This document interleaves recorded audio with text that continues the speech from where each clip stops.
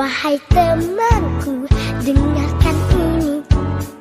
Ku punya 4 kata ajaib yang selalu bisa engkau gunakan setiap waktu, setiap saat.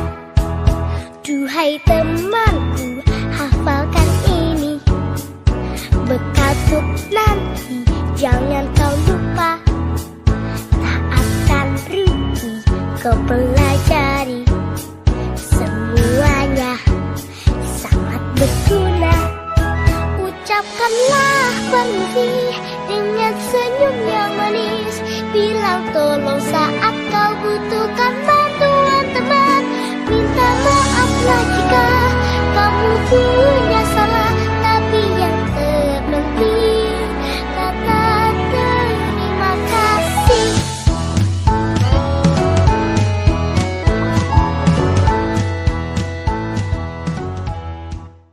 Assalamualaikum warahmatullahi wabarakatuh.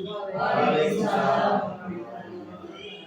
Puji syukur mari kita panjatkan kehadirat Allah Subhanahu wa taala, yang mana pada kesempatan kali ini kita bisa menghadiri acara diseminasi dari Bu Evi tentang menyebarkan pemahaman dan pengalaman penerapan budaya positif. Alhamdulillah dalam keadaan sehat walafiat.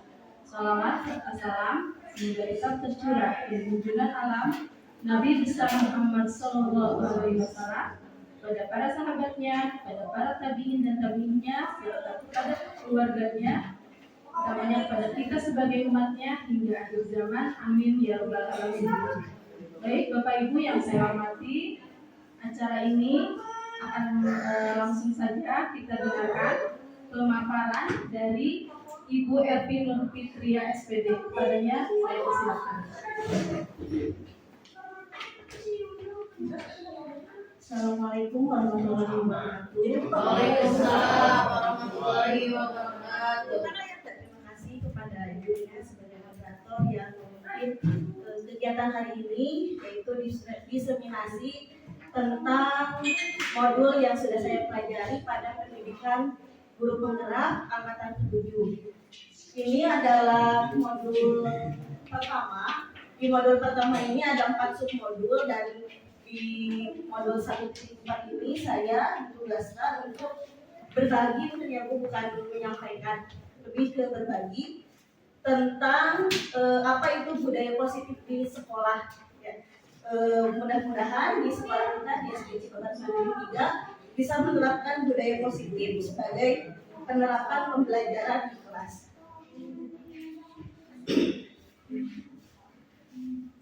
Langsung saja, untuk konsep utama dari pembelajaran budaya positif ini, yang pertama, perubahan paradigma belajar. Selanjutnya, disiplin positif, ada motivasi perilaku manusia, kebutuhan dasar manusia, posisi kontrol restitusi, kemudian keyakinan kelas, dan segitiga restitusi. Nah, ini yang akan saya sampaikan pada kesempatan kali ini. Kita langsung saja kepada pokok yang pertama, yaitu tentang perubahan paradigma belajar.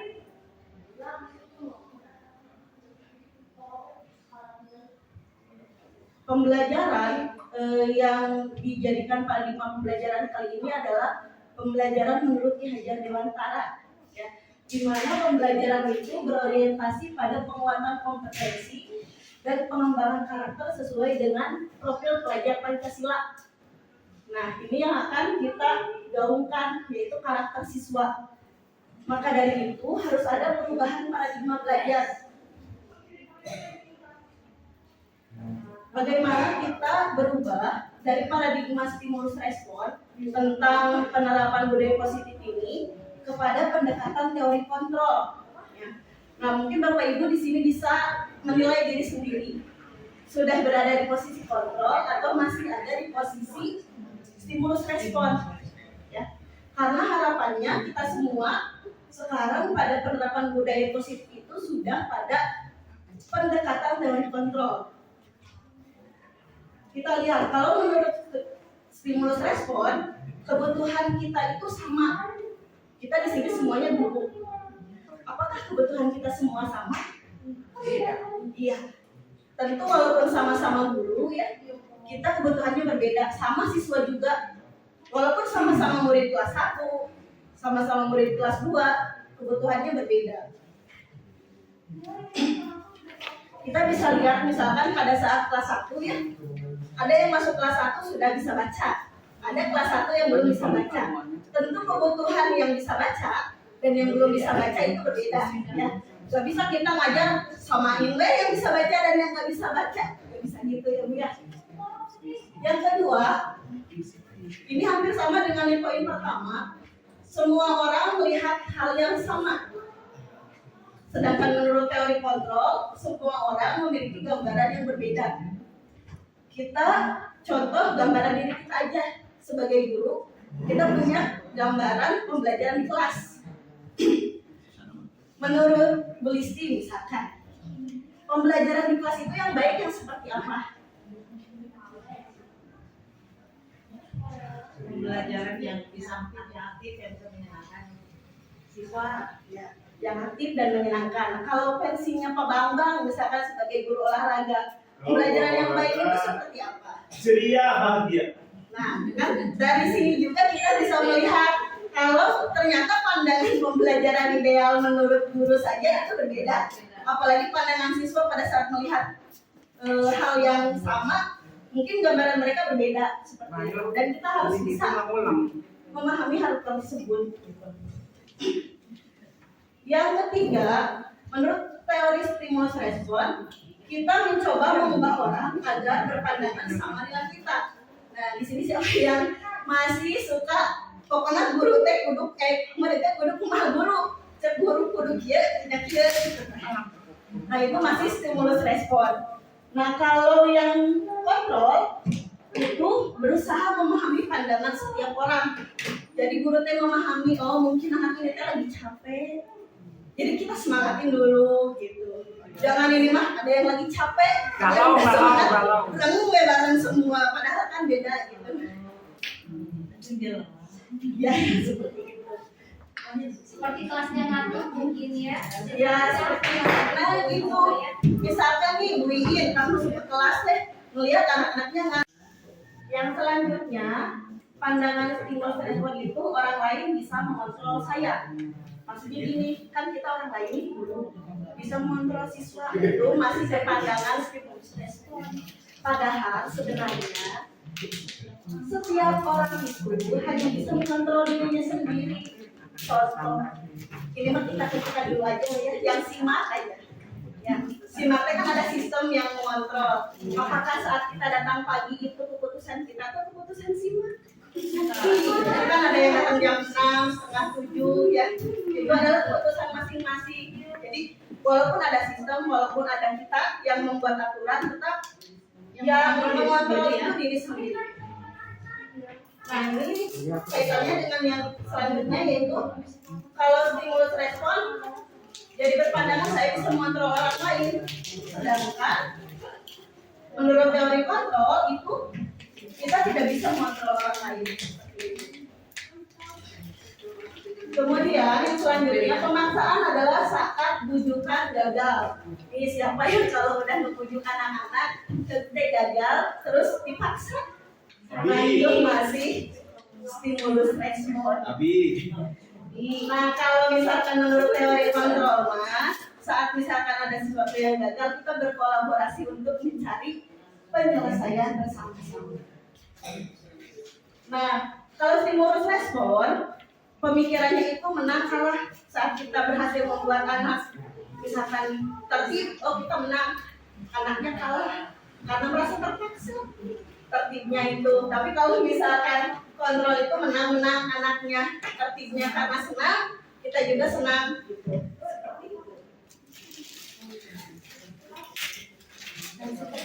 Nah, selanjutnya tentang disiplin positif. Bapak Ibu mungkin sudah sering mendengar kata disiplin. Menurut Bapak Ibu disiplin itu apa? Menjalankan aturan. Menjalankan aturan, ya. Tepat waktu. Tidak terlambat datang tidak terlambat datang. Tidak telat simak. Menempatkan sesuatu pada tempatnya. Luar biasa ya, menempatkan sesuatu pada tempatnya. Nah, disiplin ini adalah bagaimana kita mempelajari cara mengontrol diri kita. Ya, jadi disiplin itu adalah cara mengontrol diri dan bagaimana menguasai diri untuk memilih tindakan yang mengacu pada nilai-nilai yang kita hargai. Jadi disiplin di sini itu yang diharapkan yang disebut dengan disiplin positif itu adalah disiplin yang motivasinya dari dalam diri, sudah bukan lagi karena teman, bukan lagi karena hadiah, tapi karena memang dia sudah yakin kalau itu adalah hal yang benar, itu adalah nilai yang harus dilaksanakan. Misalkan tadi datang tepat waktu dan memang yaitu seorang guru itu harus memiliki sikap tepat waktu, nggak boleh terlambat. Bukan karena takut dimarahin di sekolah atau takut dipotong waktunya, takut dipotong PKD-nya atau apa seperti itu ya.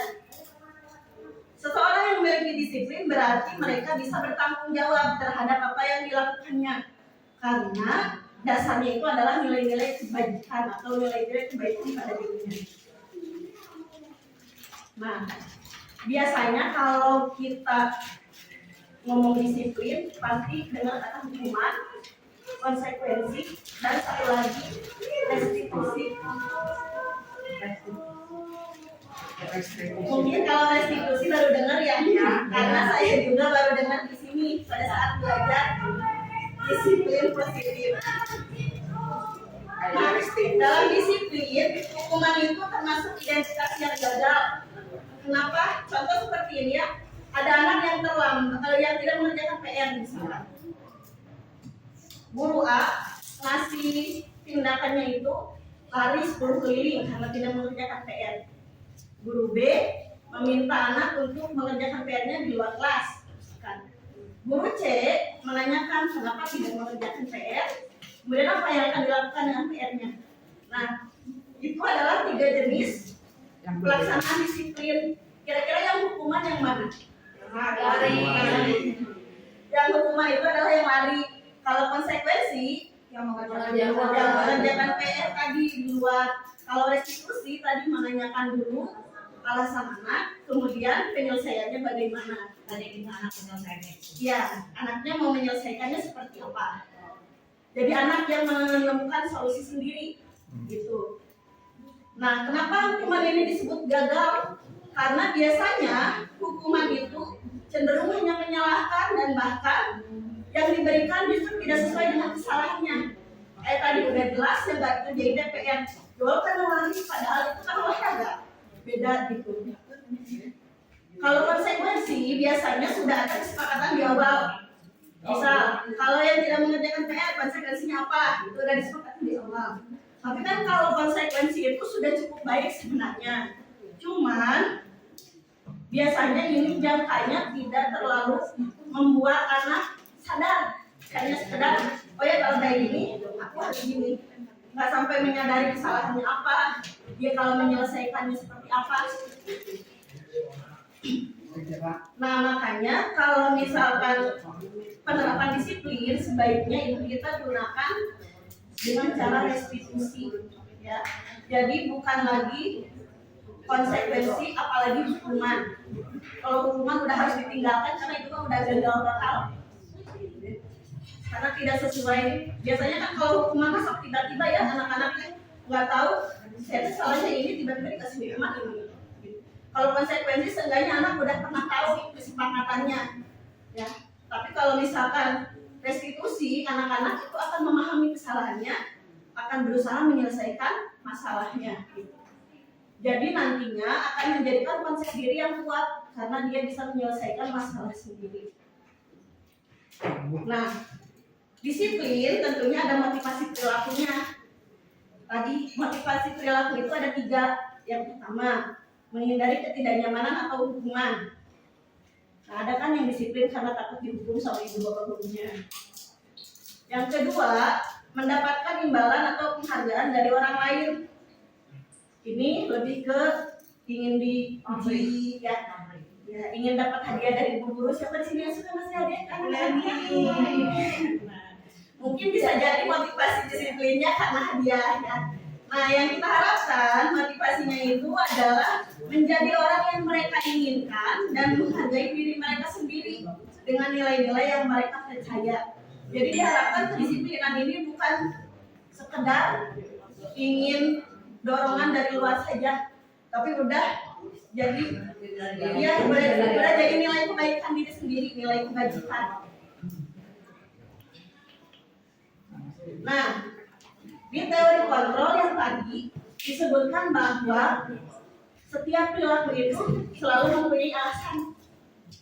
Kan kalau tadi yang teori stimulus respon itu menganggap kalau perilaku buruk itu adalah suatu kesalahan.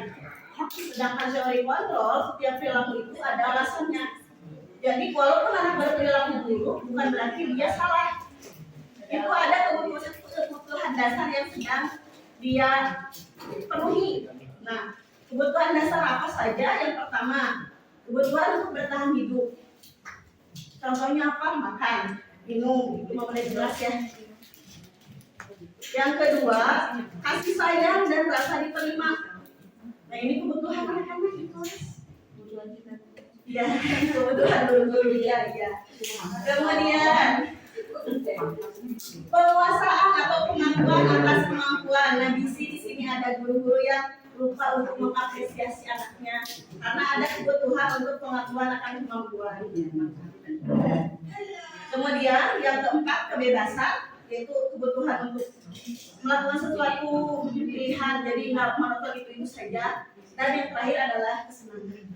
Nah, biar lebih paham, kan ada 4. Kalau kebutuhan dasar tadi yang pokoknya ya makan minuman itu mah udah jelas. Nah, dari yang 4 ini, kasih sayang, kebebasan, kesenangan, dan penguasaan, ada sebuah contoh kasus.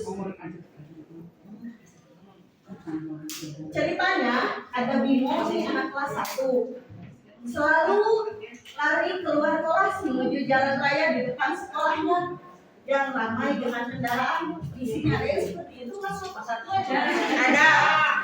Akibatnya ini membuat Bu Ani ya bingung dan seringkali lari mengejarnya. Nah, karena restitusi ya, jadi Bu Ani ini mencoba memberikan pertanyaan. Dan ini contohnya ada 4 alasan. Kira-kira kalau jawaban yang pertama nih, kata Bimo teh, aku senang bermain kejar-kejaran dengan ibu guru, seru.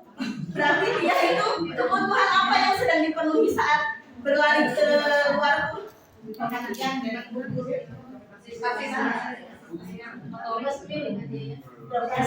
Kesenangan ya.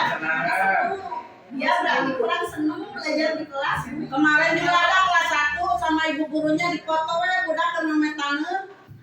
Ya, kalau mereka ditanya bermain karena itu menyenangkan, berarti mungkin di kelas kurang seru gitu ya. Nah, kalau yang kedua, misalkan ngejawabnya kayak gini, aku hebat kan bisa membuat ibu guru mengejar-ngejar aku. Pengakuan ya, jadi penguasaan ini. Jadi mungkin di kelasnya kurang diakui, kurang apresiasi ya, dia haus kemudian. Nah, yang ketiga mah jawaban Bimo teh gini, ibu guru kejar aku karena ibu sayang sama aku. Kasih sayang. Nah, ini kasih sayang. Nah, yang terakhir, aku bosan belajar mewarnai terus di dalam kelas. Tidak punya pilihan. Iya, karena di kelas nanti nggak warna, ngumpul gitu, jadi tidak variatif, jadi butuh yang bisa. Nah, jadi bisa jadi dari contoh kasus ini justru saat anak melakukan hal yang buruk menurut kita, itu bukan sebuah kesalahan dari anak itu sendiri, tapi dia sedang memenuhi kebutuhan yang dia tidak dapatkan di dalam kelas. Makanya harus ditanyakan dulu alasannya itu apa. Nah, sekarang kita ke posisi diri kita sebagai seorang guru, posisi kontrol, restitusi. Yang pertama ada posisi penghukum. Biasanya kalau penghukum mah kata-katanya juga udah patuhi ya dengan saya atau awas, udah mata melotot dan sebagainya. Ada di sini yang masih seperti itu. kedua mah pembuat merasa bersalah. Jadi kalau menyelesaikan masalah anaknya teh, ibu tuh mending kecewa sama kamu. Mending harus berapa kali lagi aduh diikutin teh, ya Allah. Dia sambil memelas dan lesu seperti itu kan. Ibu harus gimana lagi? Nanti ibu dimarahin sama ibu kepala. Itu cara satu, cara dua. Itu adalah cara yang membuat merasa bersalah. Kalau yang ketiga sebagai teman, biasanya ini lebih ke persuasi, ajakan, ya. Jadi misalkan, ayolah bantu ibu, kan ibu suka bantuin kamu. Kita kan kalau misalkan lagi istirahat suka bantu-bantu. Kamila lagi belajar, gitu. Misalnya itu kan posisi sebagai teman, gitu. Jadi lebih persuasi mengajak. Gitu. Nah, yang keempat dan kelima ada pemantau dan manajer. Nah, siapa nih yang tidak ada pada tahap ini? Kalau pemantau, ini kaitannya dengan tadi yang konsekuensi itu. Jadi saat misalkan ada anak yang nggak pakai seragam nih, bikin lagi ini hari Senin, kan udah menyepakati nih dengan konsekuensinya. Kamu nggak pakai apa? Nggak pakai topi. Berarti apa yang telah kamu lakukan? Melanggar aturan memakai pakaian lengkap misalnya. Konsekuensinya apa? Nah, kan udah menyepakati itu sama bikin. Jadi dipantau dari awal sampai akhir, dilaksanain nggak konsekuensinya. Tuh. Yang terakhir, nah ini posisi manajer, posisi kontrol yang diharapkan. Nah kalau posisi manajer ini saat misalkan nggak bawa topi, ditanyain menurut A misalkan, apa yang sudah dilakukan, kamu tidak melaksanakan aturan, bersedia nggak memperbaikinya, bersedia apa cara memperbaikinya, misalkan mau pulang dulu minggu atau ini atau gimana, sesuai dengan rencana perbaikan yang diajukan oleh anak tersebut.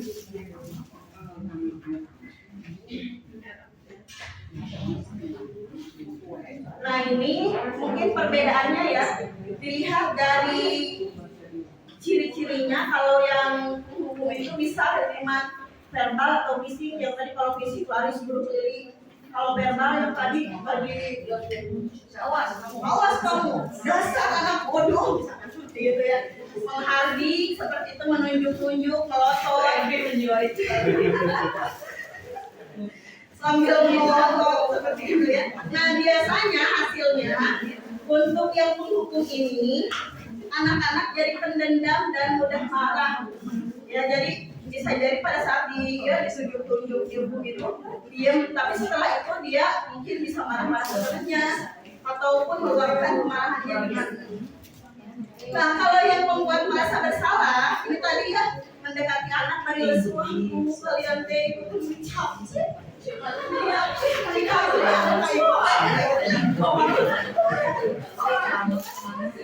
Nah kalau ini kan siswa itu merasa bersalah ya. Nah biasanya siswa yang terlalu sering diberi pendekatan kontrol dengan pembuat yang merasa bersalah itu, karena dia merasa bersalah, kemudian dia merasa jadi orang yang gagal, dipendam. Jadi emosi yang terpendam yang suatu saat akan meledak, dan ini mungkin bisa lebih parah dari penghukum sebenarnya. Kalau penghukum kan emosinya langsung keluar ya, dia langsung marah-marah lagi. Kalau ini kan dipendam terus gitu.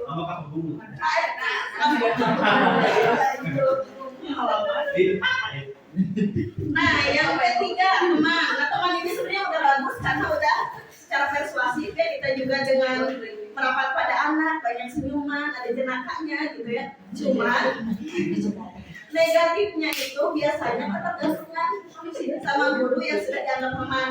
Misalnya guru kita udah menetapkan sebagai posisi teman, giliran nulis dia nggak mau ya, karena dia siapa sih ibu rumah penghukum gitu. Nah kalau yang pemantau ini lebih datar, formal, karena tadi ya A dia salahnya apa ya, B kamu itu apa kesalahannya, konsekuensinya apa, dilaksanakan kamu aja formal gitu. Ya jadi ini mah anak-anak tahulah kalau dia salah dia akan dapat konsekuensi. Alhamdulillah, jadi dia paham. Cuman yang lebih baik kita sebagai manajer. Kenapa? Karena kalau sebagai manajer kita akan membuat anak bertanggung jawab. Ya jadi bukan hanya sekedar oh iya misalkan kerja lewat tinggal tulisnya di buku di situ. Kalau yang pemantau, kadang kan anak-anak suka ada ya yang nyeloneh kayak gitu. Seperti itu.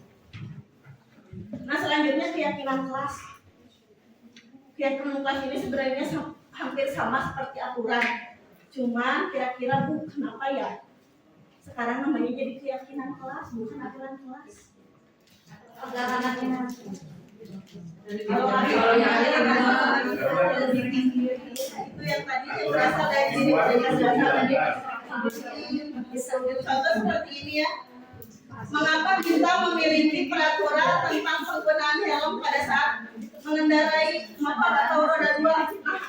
Karena jadi kecelakaan. Keselamatan itu adalah nilai keselamatan. Yang kedua nih yang suka digaungkan oleh Bu Iin. Kenapa dia harus menggunakan masker dan mencuci tangan? Biar kita terhindar dari COVID. Itu nilai kesehatan ya. Nah, jadi si nilai kesehatan, nilai keselamatan ini yang disebut dengan keyakinan. Nah, jadi menanamkan nilai-nilai kebajikan pada diri mereka. Jadi keyakinan kelas itu adalah nilai-nilai kebajikan yang universal yang disepakati baik tersirat maupun tersurat. Ya, tidak melihat agama, tidak melihat suku bangsa, bahasa ataupun negara. Ya. Nah, keyakinan kelas ini harus seperti apa pembentukannya? Ini ada 5 langkah ya. Yang pertama, biasanya keyakinan kelas ini lebih abstrak kayak tadi. Kesehatan, ya. Jadi kesehatan itu keyakinan kelas tentang menjaga kesehatan udah mulai dari cuci tangan, memakai masker, jadi udah nggak dibuat aturan rinci. Misalkan keyakinan kelas memakai masker, mencuci tangan enggak, tapi misalkan menjaga kesehatan diri. Ya, jadi sudah lebih abstrak. Jadi pernyataannya itu adalah pernyataan universal. Kemudian yang ketiga, pernyataannya itu dibuat dalam bentuk positif. Biasanya kan aturan suka ada dilarang main bola di kelas misalnya. Nah, dibuat menjadi misalkan bermain bola dilaksanakan saja misalkan. Jadi menggunakan kalimat positif. Jadi tidak ada kata larangan atau tidak boleh, jangan. Yang keempat, semua warga kelas hendaknya berkontribusi dalam pembuatan keyakinan kelas lewat kegiatan curah pendapat. Nah, ini keyakinan kelas itu diharapkan datang dari anak sendiri. Sok mau apa kita keyakinan di kelas kita? Ya, kesepakatannya apa? Nanti dari kesepakatan kita rangkum lagi. Jadi nilai apa nih? Nanti di nilai ini udah mencakup pendapat A, B, C, D gitu. Dan yang terakhir, bersedia meninjau kembali keyakinan kelas dari waktu ke waktu. Nah, ini untuk melihat efektif atau tidaknya ya tentang keyakinan kelas yang sudah dibuat. Nah, ini mungkin salah satu pengalaman saya karena harus berbagi pengalaman juga ya. Saya sudah menerapkan pembuatan keyakinan kelas ini di kelas. Jadi yang pertama, ini ya anak-anak pertama curah pendapat tentang aturan yang perlu disepakati. Karena kan dari aturan dulu ya sebelum ke keyakinan kelas. Pada maju tuh ke depan nyampein pendapat satu-satu. Setelah itu dicatat semuanya dan memang banyak anak-anak yang menggunakan kalimat negatif. Jadi dilarang seperti itu ya. Nah, setelah itu tapi tetap aja ditampung gak apa-apa. Kita ubah kalimat-kalimat negatifnya menjadi kalimat positif. Nah, setelah itu kita kaji ulang, kemudian harus ditandatangani sama semua anak. Biar apa? Biar yang udah disepakati mereka ingat gitu. Dan sepakat nih bukti otentiknya gitu. Alhamdulillah tadi udah ditandatangani semua anak. Dan yang terakhir ditempel keyakinan kelasnya di dinding kelas. Mungkin bisa diterapkan untuk keyakinan kelas di kelas masing-masing. Siap. Ya. Nah, karena keyakinan kelas itu tentu ada apa ya? Pasti ada saja anak-anak yang tidak melaksanakan. Nah, untuk penyelesaiannya, karena kita menggunakan pendekatan restitusi yang tadi, ada prosedurnya itu segitiga restitusi. Jadi yang pertama itu adalah menstabilkan identitas. Di sini kita harus menyadarkan anak, kalau anak salah jangan disalah-salahin, Bu. Dan kita juga pernah berbuat salah gitu. Manusia itu kan tempatnya salah ya. Nah, ibu juga kan salah. Nah, kita harus melakukan. Iya, gitu ya.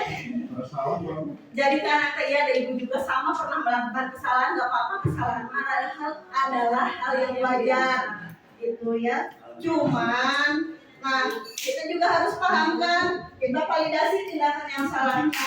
Kalau misalkan ingin ini nih, misalkan kemarin kasusnya di kelas Jidan itu menendang Fahri karena Fahrinya pukul meja, ditendang, udah keganggu ceritanya teh. Nah, saat itu kan saya coba melakukan segitiga restitusi. Kenapa melakukan itu ya Bu? Karena terganggu, orang lagi istirahat, ini malah pukul-pukul meja.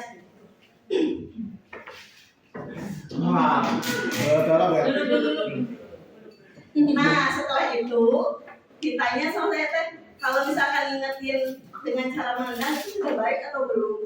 Belum. Jadi akhirnya sadar sendiri ya. Seharusnya kalau misalkan nggak nyaman harus gimana ingetinnya? Pukul. Lebih parah itu. Ya harusnya diingatkan dengan baik-baik Bu. Misalkan Fahri jangan kayak gitu. Ya bagus. Berarti kan dia udah tahu tuh kalau ngingetin dengan cara itu ya dia niatnya kan ingin kenyamanan diri ya, nggak mau terganggu. Akhirnya dia tahu, oh ya udah, pada saat validasi tindakan dia menyampaikan alasannya, kemudian dia menyampaikan apa yang akan diperbaikinya. Jadi keyakinan kelasnya kan apa tadi udah disepakati. Jadi apa yang akan dia lakukan terhadap Fahri? Apa minta maaf nanti? Minta maaf ke Fahri, tapi ngingetin juga ke Fahrinya jangan kayak gitu. Nah, akhirnya kan dua-duanya alhamdulillah menyadari seperti itu. Jadi dengan restitusi ini tahapannya yang pertama kita jangan menyalahkan anak ya, jangan stabilkan identitas itu. Kemudian yang kedua tanyakan alasannya. Yang ketiga ajak anak untuk mampu menyelesaikan masalahnya. Nah, itu ya. Jadi biar anak itu bertanggung jawab terhadap kesalahannya. Nah ini mungkin sedikit respon anak. Ada dua yang saya coba dengan praktek restitusi ini.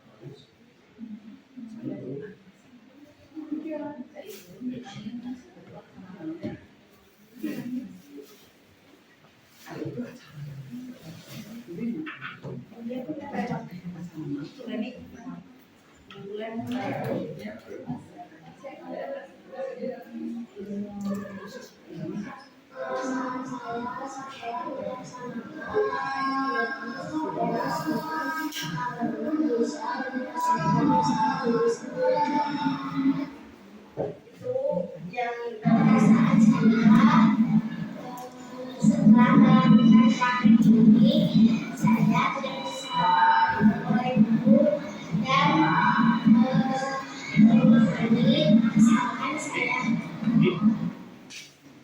Itu jadi anak-anak emang jadinya senang sih. Jadi mereka nggak ngerasa salah-salahin gitu sama guru teh. Oh iya Bu, dan alhamdulillahnya emang tidak terulang lagi dari saat itu setelah praktek yang ini. Akhirnya jadi dia menyadari kalau misalkan oh iya, dan alhamdulillah dia udah bukan sini. Setelah kejadian itu memang dia udah nggak pukul-pukul lagi karena memang sebelumnya juga sempat pukul ke temannya yang lain gitu. Jadi kalau kesel teh pasti dia pakai tangan gitu. Tapi setelah diajar untuk memahami oh ternyata itu teh nggak baik dan itu keluar dari dirinya sendiri, itu lebih nyepet ke anaknya gitu karena udah ya karena udah jadi nilai dalam dirinya sendiri jadi oh iya mukul teh apalagi kayak gitu ya. Seperti itu ya. Mungkin itu yang saya sampaikan tentang budaya positif. Mudah-mudahan praktek restitusi ini dalam penerapan disiplin positif di sekolah kita bisa dilaksanakan agar bukan hanya anak itu ya udah mengerjakan konsekuensi dari aturan kalau misalkan melanggar, tapi lebih ke bertanggung jawab yang akhirnya jadi kesadaran, keyakinan diri sendiri dan jadi anak-anak yang bertanggung jawab dan punya nilai-nilai kebaikan dari dalam diri mereka. Jadi motivasinya udah tidak usah ngeluarin hadiah ya boleh ya. Ya jadi hadiahnya nanti nggak usah ngeluarin lagi ya. Ya kemudiannya Pak Ali nggak usah polotot lagi.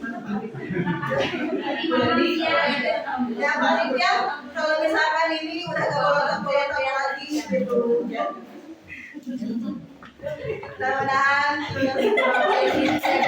terima kasih atas perhatiannya. Mungkin untuk pemaparan didudukkan sekian. Assalamualaikum warahmatullahi wabarakatuh. Waalaikumsalam warahmatullahi wabarakatuh. Salam guru penggerak dulu ya. Kalau saya bilang salam guru penggerak, bergerak, tergerak, menggerakkan. Bergerak, menggerakkan. Ya, bergerak, tergerak, menggerakkan. Salam guru penggerak. Bergerak, tergerak, menggerakkan. Terima kasih Bapak Ibu guru. Sesi berikutnya yaitu sesi tanya jawab. Mangga Bapak Ibu yang mau bertanya mengenai materi yang tadi sudah dipaparkan, silakan bisa mengajukan tangannya. Mangga, Bu Iin, silakan. Terima kasih atas waktunya ini ya. Pertanyaan saya, Di depan aja Bu. pertanyaan saya tadi karena terus terang permasalahan di kelas saya itu banyak sekali pelik, bahkan saya pun sampai tidak bisa harus berbuat seperti apa. Tapi pada intinya insya Allah di kelas saya sudah praktek belajar bagaimana kita membuat komitmen anak-anak ketika mereka harus mengikuti aturan atau tata tertib di dalam kelas. Jadi sebelum saya ikut pelajaran di awal kita masuk itu ada komitmen untuk anak-anak mencatat seperti yang tadi gitu ya. Cuman mungkin kalimat-kalimatnya yang misalkan yang agak negatif memang kadang-kadang saya sampaikan. Cuman memang salah saya belum ditempel saja. Nah setelah itu Bu, di dalam kelas ini ya, ini dalam pembelajaran terutama saya masih bingung ketika anak tidak ada respon. Nah, maupun diberi tugas, dia respon dikerjakan, tapi di rumah. Di sekolah dia mengerjakan, tetapi ketika kita berinteraksi dengan anak tersebut, sama sekali dia pun padahal cuma bertanya begini, nah boleh bikin kalimat dari api? Misalkan begitu ya. Saya beri contoh. Ayo anak-anak beri contoh. Ayo diulang kembali apa yang diberikan contoh padanya. Tidak juga sama sekali. Nah terus terang ini membingungkan saya ketika saya mengajar karena anak-anak saya ketika kita belajar. Lalu yang kedua, nah tadi ketika anak lari, nah adakah kita harus mencari kenapa dia berlari? Bagaimana respon kita sebagai guru? Apakah dia mencari kasih sayang, mencari kebebasan atau perhatian seperti apa gitu. Nah tetapi ketika anak ini meminjam pensil, padahal sudah diajarkan mungkin ya anak bagaimana cara meminjam pensil atau pulpen atau buku kepada teman. Kalau dia teman yang memberikan respon iya, baru kita boleh dia memberikan dan dia pakai. Kalau ini selalu saja diambil, setelah itu ketika diambil dia lari, setelah dikejar dilempar dan tidak mau dikembalikan. Saya tanya, nak kenapa kamu seperti itu? Kira-kira itu perbuatan bagus atau enggak? Jawabannya, cicing ibu aing hayang sorangan. Udah gitu dia lari lagi, dia sambil menangis. Dia larinya jauh ke sana Bu. Setelah itu saya yang memperhatikan saja. Ketika itu ya udah saya mengendalikan anak-anak yang lain supaya dia jadi tidak pusat perhatian. Setelah itu dia kembali lagi menangis seperti itu dan akhirnya pun dia lari pulang. Nah, Saya ingin bertanya kepada Ibu kira-kira dengan pengalaman saya bagaimana untuk budaya positif ini ditanamkan di kelas saya. Terima kasih Bu Erti. Assalamualaikum warahmatullahi wabarakatuh. Ya, terima kasih Bu In. Mungkin untuk yang tadi ya, anak yang lari-lari tiba-tiba dia pengen sendiri, Bu In mungkin bisa menanyakan kenapa. Jadi mesti nanya ini jangan di kelas.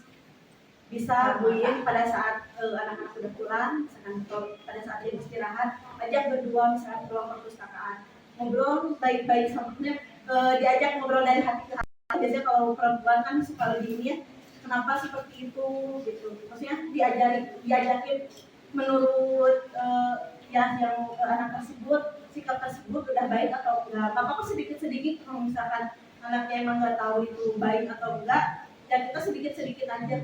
Jadi bertahap. Kenapa kita mengajak anak untuk menyelesaikan biar sesuai dengan apa yang mereka pikirkan itu. Jadi mereka itu menyelesaikan sesuai dengan apa yang mereka yakini, sambil kita tuntun tentunya. Nah, mungkin bisa juga tanya latar belakang di rumahnya seperti apa. Bisa jadi mungkin dia mencari perhatian, apakah misalkan di sekolah atau di rumah kurang perhatian atau gimana. Kan tadi kalau dari perbuatannya seperti mencari perhatian ya, melempar, jadi ingin orang lain tuh ngeliat ke dia gitu kan ya, kalau lihat dari bahasa tubuhnya mah gitu ya. Tapi kita bisa tanya juga dari dirinya sendiri, atau mungkin bisa kerjasama dengan orang tua seperti itu. Terus tadi yang keyakinan kelas teh? Yang tadi anak yang tadi ketika kita tidak respon dalam pembelajaran. Oh ya, respon anak dalam pembelajaran ya itu bisa jadi karena beberapa hal juga sih ya Bu ya. Misalkan karena memang anak belum paham, atau misalkan karena satu dan lain hal, itu juga sama kita. Memang ini cukup butuh waktu yang lama karena kita pendekatannya per individu gitu. Jadi anak ini masalahnya apa sih? Gitu. Kayak kemarin saya juga kan ada anak yang nggak mau masuk kelas karena seragam aja, padahal akhirnya saya kasih pengertian. Kalau misalkan seragam kan maksudnya cuma beda dilihat aja. Yang lain saya juga kasih pengertian ke teman-temannya. Kalau perbedaan seperti itu kan bukan untuk dicemooh. Kita kalau lupa semua orang juga pernah lupa kan gitu. Akhirnya alhamdulillah dengan kerjasama. Jadi kita juga harus mampu menciptakan kondisi yang mendukung. Jadi jangan sampai kayak anak-anak kan suka ada yang mau mencemooh seperti itu. Jadi dia kalau nanya juga jadi malu tapi sih diburu gitu. Walaupun misalkan nggak nanya, nggak bisa, akhirnya ya dia diam sendiri gitu. Kadang memang ada beberapa anak yang seperti itu juga kan. Karena dia malu kalau misalkan nanya dicemooh temennya, tapi ngerjain sendiri juga nggak mau, nanya nggak bisa. Akhirnya memajukan itu kan dia gitu. Ya, jadi kita memang harus mengkondisikan dari semua aspek.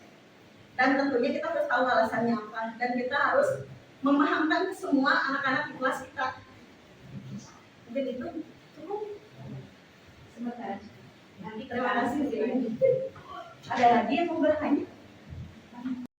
bagaimana? Berarti maaf saya bertanya tentang tadi restitusi kontrol yang di sana tuh ada pemantauan sama measure. Saya tanyakan perbedaannya tuh yang sangat menyolok tuh apa perbedaan antara pemantau dan manajer? Mungkin itu saja berarti. Terima kasih. Dilihat dari yang tulis sama kami. Terima kasih Pak Bambang atas pertanyaannya. Mungkin saya coba perlihatkan kembali ya dari tabel ini, biar kita bisa lihat lebih jelas tentang pemantau dan manajer. Nah, kalau pemantau, mungkin kita lihat dari kronologi ceritanya dulu ya Pak, dengan kasus yang sama. Misal tentang kasus anak mengerjakan PR, ya kita punya aturan kalau kita harus mengerjakan PR tepat waktu. Nah, pada saat posisi pemantau, nah setelah ada aturan tersebut kan biasanya kalau nggak ngerjain PR apa nih konsekuensinya? Disepakati itu sama sekelas, misalkan mengerjakan PR di luar selama sampai selesai atau misalnya seperti itu ya, sampai selesai. Nah itu kan nggak ngeliat tuh alasannya apa, latar belakang yang ngerjain PR-nya seperti apa, konsekuensinya seperti itu. Nah, pemantau ini menjalankan sesuai prosedurnya. Kalau ada anak yang ngerjain PR, ya udah kamu kesalahannya apa? Ngerjain PR. Konsekuensinya ya udah keluar beresin PR-nya.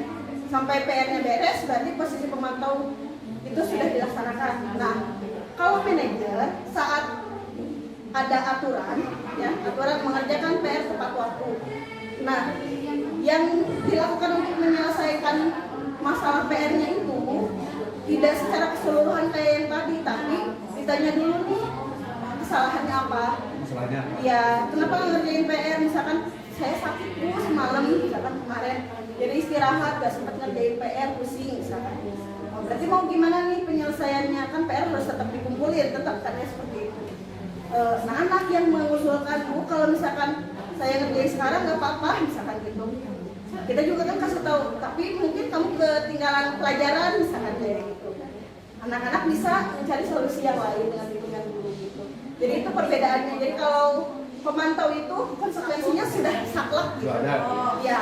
Jadi mungkin Mbak, kalau yang tadi mah yang pemantau mah sudah ada aturannya, plak. Ya, Kalau yang konsekuensinya. apa tadi yang manajer mah anak sendiri yang memutuskan, oh aku teh salah, Iya. harus begini, oh konsekuensi aku berarti kok aku harus seperti ini, kamu Iya. tanggung jawab Jadi sendiri. konsekuensinya juga dia putuskan sendiri Pak. Jadi sadar ya kalau salah kayak gini tuh aku harus kayak gini. Jadi nggak yang pukul rata semuanya seperti itu. Kalau pemantau dia ya berdasarkan aturan yang udah disepakati bersama, konsekuensinya juga yang disepakati bersama. Sebenarnya ini udah baik, cuman anaknya apa ya? Kalau yang pemantau ini anak hanya menjalankan aturan sesuai prosedur aja gitu Pak. Jadi belum ada segi tanggung jawabnya. Jadi tidak ditanya dulu masalahnya. Ya, gitu. Tidak disadaran diri. Ya. Seperti itu. Cukup. Cukup. Terima kasih Pak Bambang. Sangat puas dengan jawaban dari Bu Evi. Kita lanjutkan dengan pertanyaan berikutnya yang akan disampaikan oleh Bu Evi. Silakan.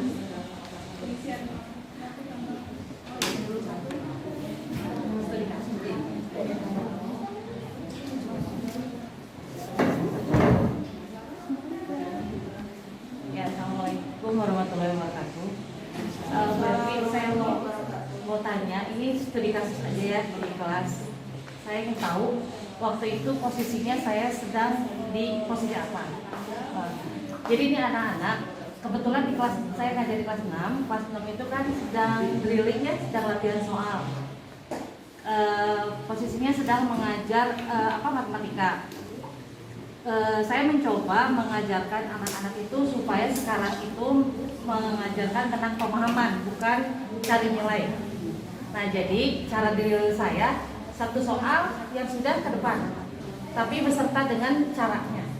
Nah, saya ingin semua anak itu paham dengan sendiri, bukan melihat jawaban dari temannya yang sudah diperiksa. Itu yang sudah diutarakan tujuannya gitu. Jadi saya pengen jangan cari nilai 100. Kalau pengen nilai 100 saja, gampang, tinggal tunggu jawaban temannya yang sudah diperiksa sama ibu. Nah, itu sudah diutarakan sebelumnya. Nah, itu drilling itu sudah beberapa kali dicoba. Yang pertama, masih saja ada anak yang mencontek atau melihat jawaban temannya yang sudah diperiksa saya. Tapi kemudian terlihat dengan caranya yang cara salah, hasil betul. Nah, kan ketahuan ya. Nah, anaknya itu sama, ada 3-4 orang yang begitu. Kekeh cuman melihat jawaban dari temannya. Ketahuan wae saya teh. Itu bahwa itu nyontek. Nah, terakhir kemarin dia masih begitu aja. Jadi saya lebih menghargai ketika proses proses benar hasil salah. Itu berarti kan mungkin salah mengalihkan atau rumus yang salah. Nah, ini kan prosesnya salah, ada hasil betul. Berarti kan ya. Saya bilang gini, Rizky, anaknya ya, Pak. Jadi itu teh kumaha atuh ibu tuh sudah bilang, jangan nyontek dari teman. Bedakan antara bekerja sama dengan mencontek. Kalau bekerja sama, dua-duanya bekerja, dua-duanya saling tahu bagaimana caranya, cara saling dengan. Kalau mencontek itu, tunggu hasil yang betul, kamu lihat. Jangan begitu. So, polisi coba pahami lagi. Kita mengejar paham. Kayak mau ujiannya nyalira, nggak bisa nanya. Gitu saya gitu. Jadi kamu tuh harus mengerti bahwa ibu mah nggak mengharapkan 100 langsung enggak. Tapi ibu pengen setiap kamu paham, karena kalau sudah paham setiap soal apapun soalnya akan bisa mengerjakan itu. Nah saya ngomongnya begitu Bu. Kumaha atuh rezeki itu biar paham. Nah saya itu di posisi mana? Teman kan? Dan ngomong sih, cuma memang mata saya sudah belok. Nah posisinya itu mana? Saya ingin biar ya tidak hanya ke satu orang itu ya, jadi ada teman-temannya juga yang begitu. Bukannya aja, cobalah untuk paham. Ibu sudah jelaskan di depan, paham mengerjakan soal bagaimana bisa. Kalau hanya menunggu jawaban dari penjawabnya, siapapun bisa. Tunggu aja jawabannya. Nah, tunggu. Nah, dan gitu aja saya berada di posisi mana dan seharusnya bagaimana supaya anak tidak mengulangi itu lagi. Terima kasih. Assalamualaikum warahmatullahi wabarakatuh. Waalaikumsalam. Maksudnya ya Bunda ya, kalau lihat dari kasusnya sih ya Bu ya, kan ibu kayak gini, ibu teh ingin kamu teh supaya ngerti, ayo aku kerjakan dengan caranya, jangan menyontek. Itu lebih ke persuasif kan ya, berarti itu sebagai posisi teman ya gitu. Jadi ibu sudah memposisikan sebagai teman, cuma mungkin alangkah lebih baiknya ditanya, kenapa sih dia nyontek teh, apakah memang dia teh nggak ngerti atau gimana. Mungkin itu kita juga kan solusinya bisa lebih enak ya untuk 4 anak itu, apakah mau dimanain gitu kan. Memang matematika itu polemik sekali ya gitu. Jadi memang baiknya mah ibu sebelum jangan langsung jangan nyontek, apakah ibu pengennya kayak gini, ibu mungkin bisa nanya dulu, kenapa sih nyontek terus. Udah kesekian kalinya nih ibu lihat gitu nyontek terus, alasannya kenapa sih selalu nyontek, kan udah diingetin kemarin tapi masih diulangi lagi, kenapa tuh. Jadi ibu bisa tanya, kalau misalnya nyontek terus dari teman-teman ada yang ngerti nggak, kan pasti dia juga nggak ada yang ngerti seperti itu ya. Nah, akhirnya coba dikomunikasi, jadi kedepannya jadi mau kayak gimana biar ngerti, apa mau ke ibu misalkan berdua di depan di kelas atau gimana, jadi biar nyari solusi bersama. Dia nyamannya gimana? Ya nyamannya gimana, mungkin dia belum menemukan cara belajar yang nyaman yang membuat dia paham gitu. Jadi dia nyamannya ya nyontek biar cepet beres gitu. Ya itu mungkin ya. Terima kasih. Cukup. Alhamdulillahirrahmanirrahim. Paparan diseminasi budaya positif sudah selesai. Semoga apa yang kita belajar hari ini dapat bermanfaat bagi kita sebagai guru dalam membimbing anak-anak kita di kelas. Sebagai ucapan terakhir, saya ucapkan terima kasih. Mohon maaf bila ada kata-kata yang kurang berkenan. Wabillahi taufiq wal hidayah. Wassalamualaikum warahmatullahi wabarakatuh.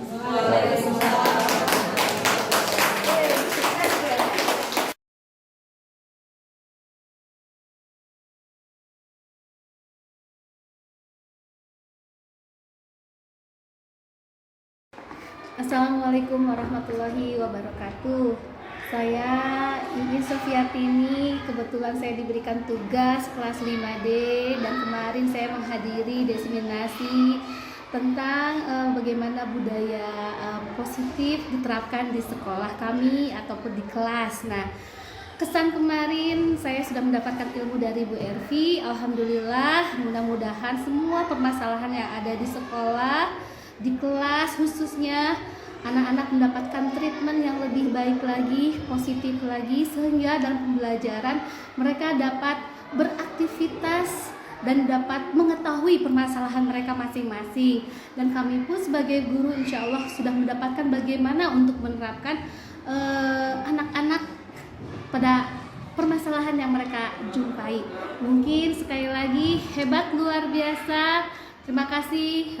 Mohon maaf apabila ada kata-kata yang kurang berkenan. Assalamualaikum warahmatullahi wabarakatuh. Hebat, hebat, hebat.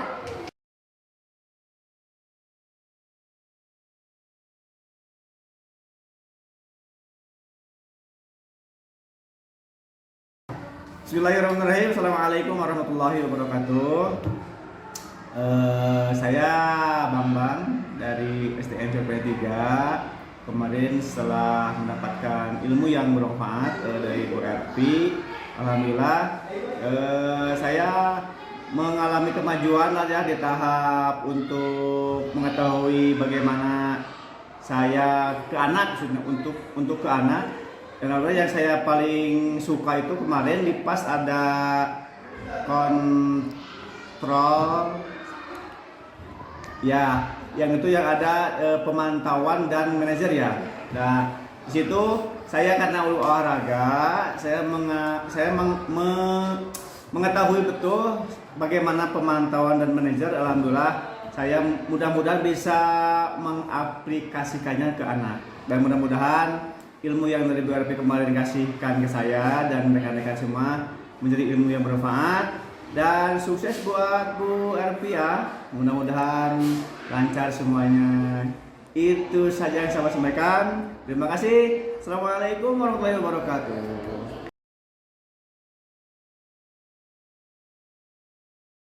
Assalamualaikum warahmatullahi wabarakatuh.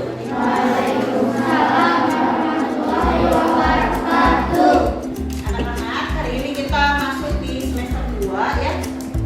Sebelum kita mulai belajar, kita buat dulu keyakinan kelas. Waktu semester 1 kita sudah punya kata kunci kelas. Nah, sekarang namanya kita ubah menjadi keyakinan kelas ya. Tahu nggak kenapa disebut dengan keyakinan kelas? Ya, keyakinan itu kata dasarnya apa? Yakin. Kalau yakin itu berarti artinya apa? Ibu harap ya, keyakinan kelas ini bisa menjadi sikap-sikap atau nilai-nilai yang kalian yakini, yang kalian tanamkan, yang kalian percaya dalam diri kalian. Jadi saat melaksanakannya bukan karena takut dihukum sama ibu, ya, bukan karena ingin mendapatkan hadiah, tapi kalian sadar kalau itu harus dilakukan sebagai kewajiban kalian sebagai siswa, ya, paham? Nah, pembuatan keyakinan kelas ini tahapannya nanti yang pertama ibu akan bagi kertas ke kalian, ya. Ini ada kertas kecil, kalian silahkan ungkapkan apa yang ingin jadi keyakinan atau aturan di kelas kita. Ya, satu kertas untuk berdua. Ya, jadi nanti silakan kalian tuliskan kira-kira apa sih aturan yang ingin diterapkan di sini, sikap-sikap yang ingin dilaksanakan di kelas ini. Paham? Ya, nanti kalau udah ditulis, ibu ini ada styrofoam, nanti ibu tempel di papan tulis, kalian tempelkan kertas kalian di papan tulis. Ya, bagi dulu ya. Silahkan siapkan pensil atau pulpennya. Wajib sampah di sini tadi. Betul sama ya.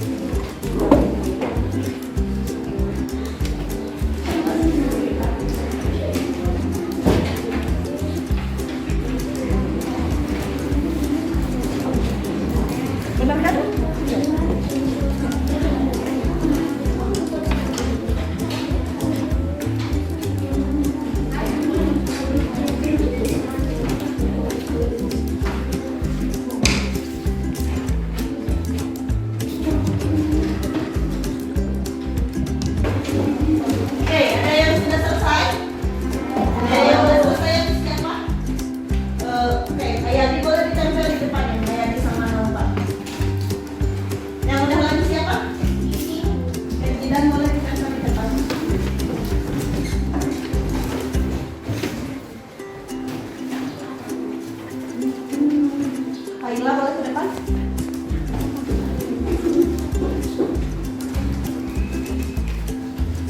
Siapa lagi yang udah? Silakan ke depan. Adila boleh.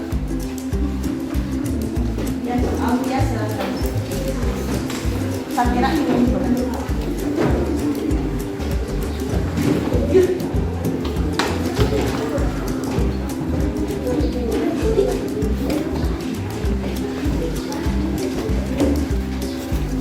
Siapa lagi yang udah? Ariasa sama Riza boleh ke depan. Kamu gimana nih?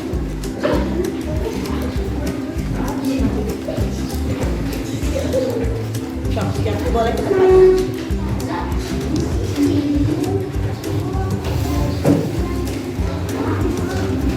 Udah, Lima boleh ke depan. Sudah semua? Ada yang dulu? Hana udah?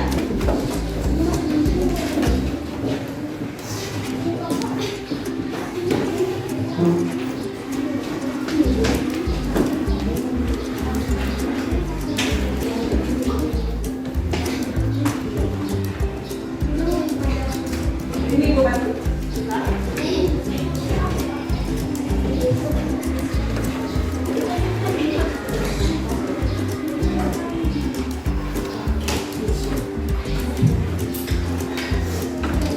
Kali udah?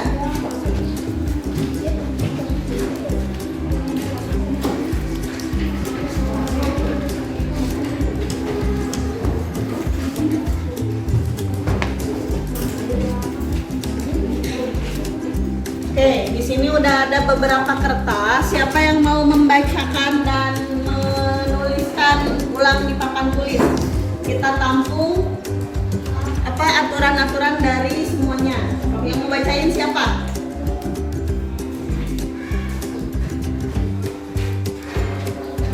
Tahu Pak ya? Sini ke depan. Bacain aja punya teman-temannya. Iya. Yang nulisnya Jidan mau? Ada aturan apa saja yang sudah diutarakan oleh teman-teman kita? Naupal nanti baca ya dari awal. Ada apa aja? Kalau yang sama nggak usah ditulis 2 kali ya. Iya di situ. Yang pertama apa? Tidak boleh membuli teman. Tidak boleh membuli teman.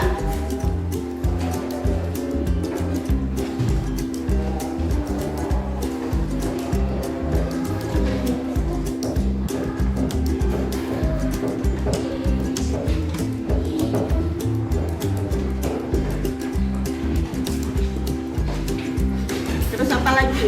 Tidak boleh membuang sampah sembarangan di kelas. Tidak boleh membuang sampah sembarangan di kelas.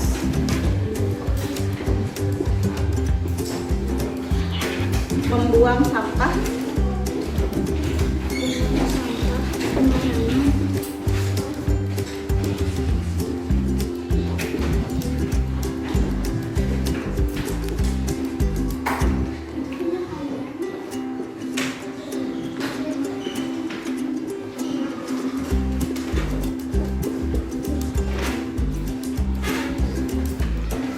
Jangan mengejek nama orang tua. Jangan mengejek nama orang tua.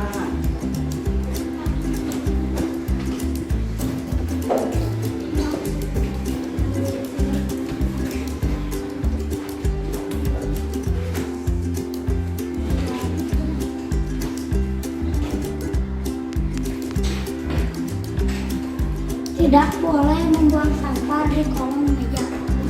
Tidak boleh membuang sampah. Hampir sama dengan yang ini ya. Tidak boleh membuang sampah sembarangan. Oke, yang lainnya. Naufal, apalagi? Tertib saat jam pelajaran. Tertib saat jam pelajaran.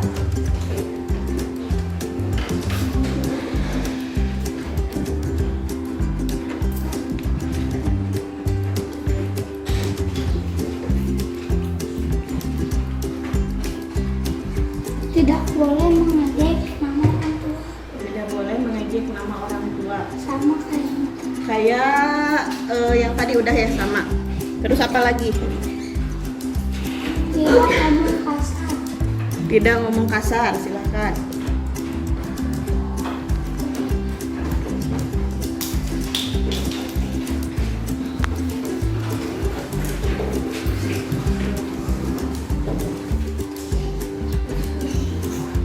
Tidak main bola di kelas.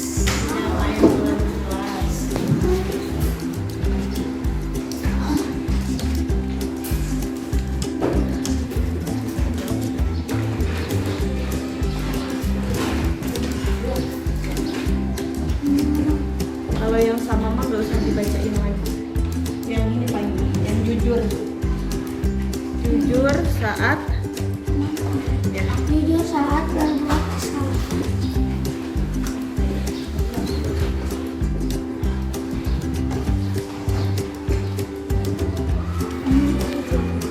Ya.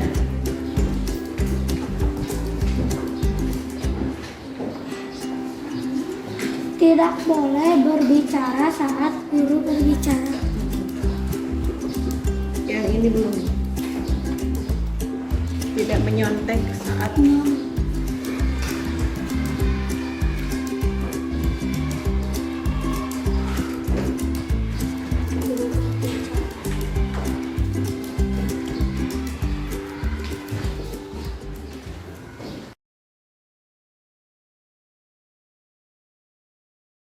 Kenalkan, nama saya M. Fahri Jatunan dari kelas 5B. Perasaan saya saat membuat keyakinan kelas sangat senang karena saya bisa menyampaikan pendapat saya tentang aturan yang ingin saya sepakati di kelas. Terima kasih.